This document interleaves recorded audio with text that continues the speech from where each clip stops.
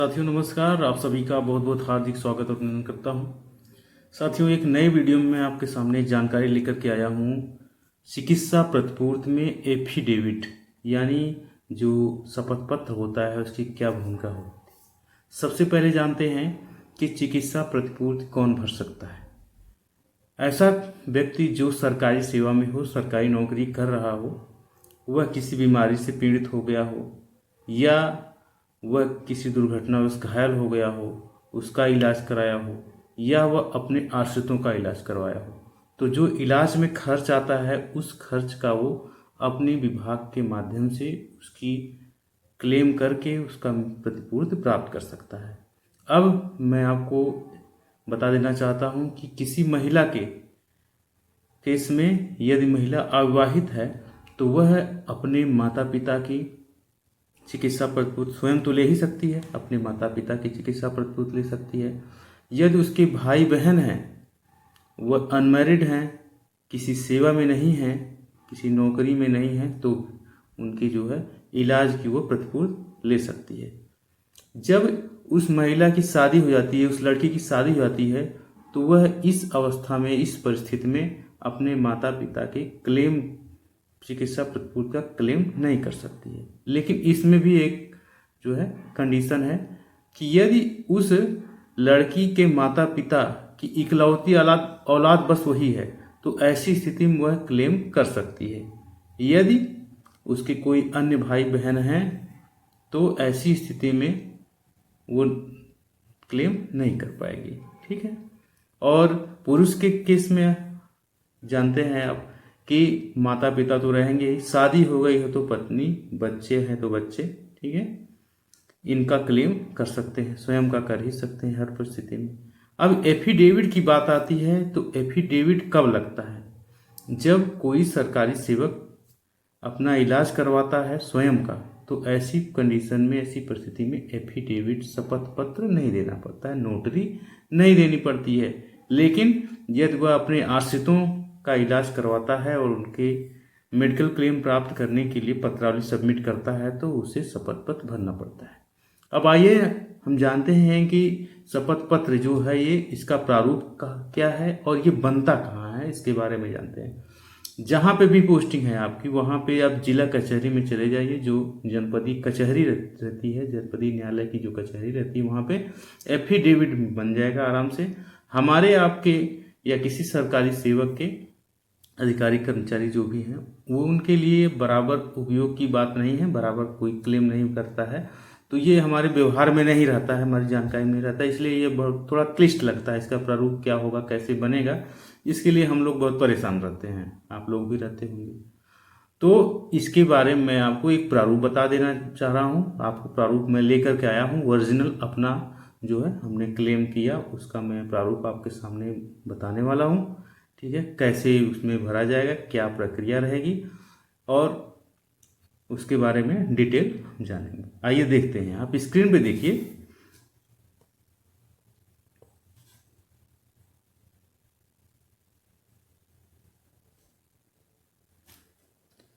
Screen पे देखिए, India non judicial लिखा गया है। ठीक है साथियों, गवर्नमेंट ऑफ उत्तर प्रदेश। ठीक है, इसमें सर्टिफिकेट नंबर है, ये आपको नहीं करने हैं। जहां आप नोटरी बनवाएंगे ई स्टाम्प है। अब जो है, जो ये स्टाम्प पेपर है अब ऑनलाइन निकलने लगा है, आप लोग जानते होंगे। ठीक है, तो ये चीज़ें जो हैं वहाँ पे वो सबमिट करते हैं अपने स्तर से। इसके लिए आपको दिमाग लगाने की जरूरत नहीं है। दिमाग आपसे जो पूछेंगे वो बता देंगे, आप सिंपली जा करके सब हो जाएगा।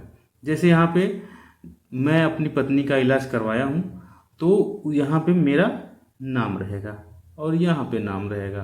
ठीक है, परचेज्ड बाई, ये स्टाम्प पेपर किसके द्वारा खरीदा गया। फर्स्ट पार्टी कौन है, मैं हूँ। सेकंड पार्टी नहीं है कोई इसमें, तो नहीं। ठीक है, जैसे गांव में या कोई समझौता वगैरह होता है, किसी कंडीशन हो, कोई केस हो, ठीक है, तो भी इसमें फर्स्ट पार्टी, सेकंड पार्टी, पहला पक्ष, दूसरा पक्ष रहता है। लेकिन इसमें मेरे द्वारा शपथ लिया जा रहा है, शपथ पत्र दिया जा रहा है, एक पार्टी है, तो इसमें सेकंड पार्टी नॉट एप्लीकेबल लिखा गया है। ठीक है, स्टाम्प ड्यूटी पेड बाई, इसमें भी नाम रहेगा। ठीक, ये देखिए 10 रुपये का स्टाम्प पेपर है। जब आप जाएंगे बनवाने तो आपसे 100-150 रुपये का खर्चा लगेगा। ठीक है, ये सारी चीज़ें बन जाएंगी।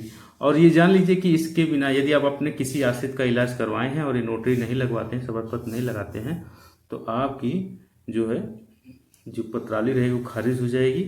ठीक है, उस पर ऐतराज़ कर देंगे, आप परेशान होंगे। ठीक है, इसलिए पहले से इसके लिए जानते रहिए। इसके बारे में कई लोगों ने पूछा था तो मैं जानकारी लेकर के आया हूँ। और एक चीज़ है, लोगों की शिकायत की मैं बराबर वीडियो नहीं डाल पा रहा हूँ, उसके विषय में बताना चाहता हूँ। मैं काफ़ी समय अपने जो मेरा कर्तव्य क्षेत्र है, नौकरी है, उसमें व्यस्त हो गया, इसलिए साथियों थोड़ा कम वीडियो बनाने लगा हूँ। लेकिन फिर अभी जल्द ही इसमें सुधार हो जाएगा। ठीक है साथियों, आपको सुधार देखने को मिलेगा।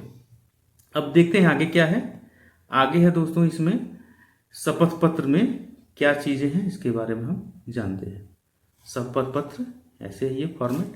समझ, आप जिस भी विभाग से हैं, ठीक है, वो जिले के, आपके जिले के जो रहेंगे विभाग के मुख्य जो अधिकारी, जैसे यदि पुलिस विभाग की बात करें तो एसएसपी किसी जिले में रहेंगे, या कमिश्नरेट है तो वहाँ पे कमिश्नर साहब रहेंगे, पुलिस आयुक्त, ठीक है, जनपद लखनऊ, कमिश्नरेट लखनऊ। ठीक है, यदि कोई भदोही जिले का है तो एसएसपी या एसपी, पुलिस अधीक्षक भदोही के नाम से लिखा जाएगा। यदि कोई मेडिकल क्षेत्र से है तो वो अपने जो सीएमओ साहब को लिखेगा, मुख्य चिकित्सा अधिकारी को, जिले के जो मुख्य चिकित्सा अधिकारी होते हैं उनको। ठीक, तो ऐसे लिखा जाएगा यहाँ पे, जिससे आप अपना निवेदन कर रहे हैं, जिससे डिमांड आप कर रहे हैं कि हाँ हमारा मेडिकल क्लेम पारित किया जाए, वहाँ पे उनका यहाँ पे नाम रहेगा। ठीक, आगे देखते हैं क्या है। शपथ पत्र और से मिनाजिब, यहाँ पे मेरा नाम, जैसे मैंने बताया कि ये मेरा है, यहाँ पे मेरा नाम, पुत्र श्री मेरे पिताजी का नाम, ठीक है, और निवासी कहाँ मेरा गांव है, पोस्ट क्या है वो यहाँ पे लिखा जाएगा, थाना कौन सा है, जनपद कौन सा है, उत्तर प्रदेश, पिन आप लिखवाना चाहे तो पिन लिखवा सकते हैं, हाल पता पुलिस लाइन्स कमिश्नरेट प्रयागराज में मुख्य वाची के पद पर कार्यरत हूँ। निम्न है, जो शपथ है मेरी वो क्या है, निम्न है, नीचे लिखी हुई है क्या है, मैं शपथ करता उपरोक्त बहलफ निम्नलिखित बयान करता हूँ। क्या बयान करता हूँ मैं, पहला बिंदु है यह कि मेरा उपरोक्त नाम व पता सब सत्य व सही है। पहला ये जो बिंदु हो गया, ये पहला बिंदु क्या हो गया कि मैं यह शपथ लेता हूं कि मेरा नाम और पता सब कुछ सत्य और सही है। ठीक है, दूसरा बिंदु क्या है उसके बारे में आपको बताता हूं। दूसरा बिंदु है यह कि मैं शपथ पूर्वक कहता हूं कि मेरी पत्नी, जैसे मैंने अपनी पत्नी का इलाज करवाया तो यहाँ पे मेरी पत्नी का नाम रहेगा, उपचार किस अस्पताल में हुआ है उसका नाम, ठीक है, फला हॉस्पिटल, मुंडेरा, जनपद प्रयागराज में, दिनांक कब से कब तक ये भी भरना है आपको, 16/9/23 से 14/12/23 तक उपचार डॉक्टर खुशबू सिंह के द्वारा हुआ है। ठीक है, तीसरा बिंदु है यह कि शपथकर्ता की पत्नी के इलाज में खर्च कितना हुआ है, कितना हुआ रुपया, 5,780 रुपये। ठीक है, अंकों में और शब्दों में जैसा कि आप देख रहे हैं ऐसा लिखना रहेगा। उक्त के संबंध में समस्त पर्चों द्वारा जो अस्पताल द्वारा जारी किए गए हैं वह साथ में संलग्न है। ठीक है साथियों, जो विवरण है, जो इलाज खर्च हुआ है उसके पर्चे होंगे, उस दवा पर्ची होगी, वो सब चीज़ें लगी हैं, इसके बारे में ये शपथ लिया जा रहा है इस बिंदु में। अब चौथा बिंदु ये होना चाहिए, गलत टाइपिंग हो गई है।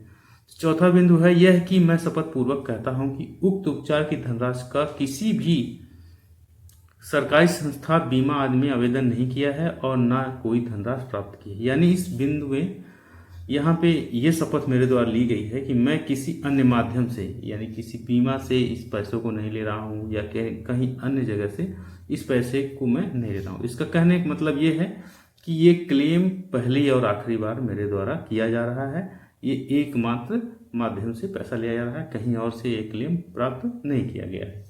ठीक है, चौथा बिंदु है पांचवा, ठीक है, ये पांचवा बिंदु होना चाहिए, यह कि मेरी पत्नी श्रीमती, जो भी नाम है पत्नी का, ठीक है, यानी जो भी आश्रित रहेंगे उनका नाम, ठीक है, ये तो मैं अपने बिहाफ बता रहा हूँ, किसी भी सरकारी व गैर सरकारी सेवा में नहीं है और पूर्णतः मेरे ऊपर आश्रित, यानी मेरी जो पत्नी है, मेरे माँ है,